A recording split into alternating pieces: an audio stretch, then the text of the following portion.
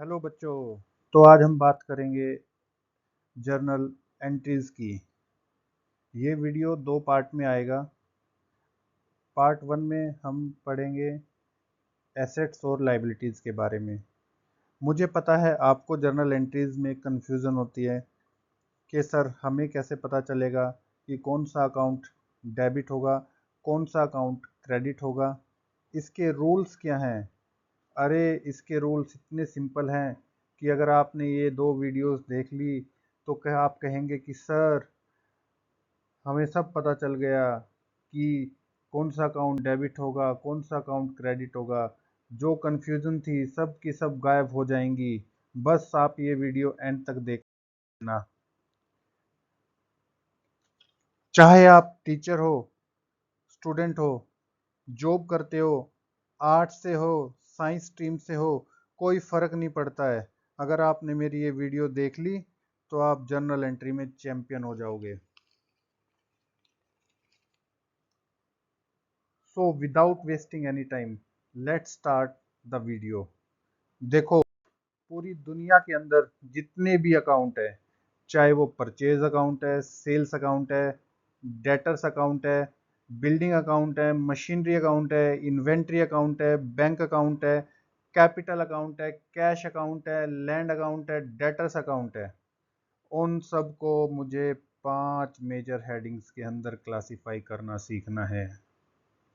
और वो क्लासिफिकेशन मेरी assets, liabilities, expenses, income and profit, capital.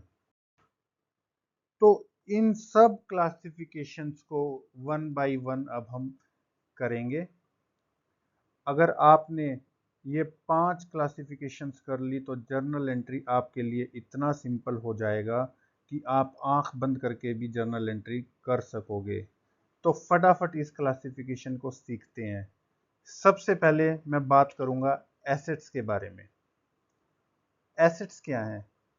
Assets वो होते हैं जिनकी लाइफ 1 साल से ज़्यादा होती है या जिनकी रीसेल वैल्यू होती है।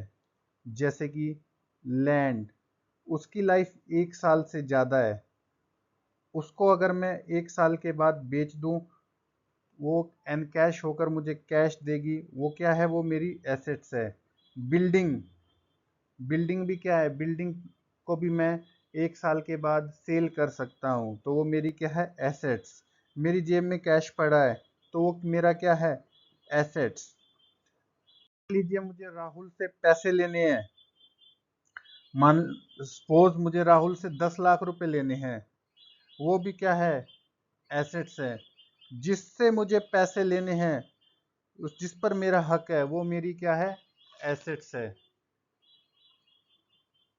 मेरे बैंक में पैसे पड़े हैं, वो भी क्या है? मेरी एसेट्स है। एसेट्स क्या होगा? जिसकी लाइफ 1 साल से ज़्यादा होगी और जिसको हम कैश में कन्वर्ट कर सकते हैं, वो क्या होगी? वो एसेट्स होगी। Land, building, vehicle, cash, debtors, machinery, goodwill, furniture, computer, investment, stocks, copyright, bank balance, ये सब क्या है? ये सब हमारी एसेट्स हैं। तो एसेट्स के बारे में आपको समझ में आया? तो चलिए अब बात करते हैं लायबिलिटीज के बारे में। लायबिलिटीज क्या होती है? जो मुझे पे करनी होती है, मुझे किसी को पैसे देने हैं, वो क्या है? वो मेरी लायबिलिटीज है।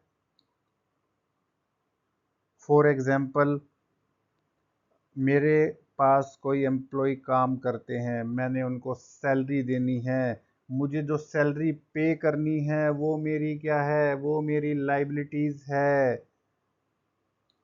सपोज मैंने 5 लाख में एक एम्प्लॉय को हायर किया, मैंने उसको 4 लाख रुपए दिए। अब मैंने उसको 1 लाख रुपए अभी तक नहीं दिया, तो जो वो 1 लाख रुपए है वो मेरी क्या होगी? वो मेरी लाइबिलिटी होगी। बैंक लोन, मैंने बैंक से 2 लाख रुपए का लोन लिया लेकिन अभी तक पे नहीं किया, तो वो जो 2 लाख रुपए हैं, जो 2 लाख रुपए लोन के मुझे पे करने हैं, वो मेरी क्या होगी? वो मेरी लाइबिलिटी होगी। जैसे मुझे किसी का रेंट पे करना है, मुझे किसी की आउटस्टैंडिंग सैलरी पे करनी है, लोन लिया था, ईएमआई देनी है, तो वो मेरी क्या है? वो मेरी लाइबिलिटी है। तो यहाँ तक मुझे लगता है आपको समझ में आया होगा। तो नेक्स्ट वीडियो में हम बात करेंगे expenses and losses, income and profit और कैपिटल के बारे में।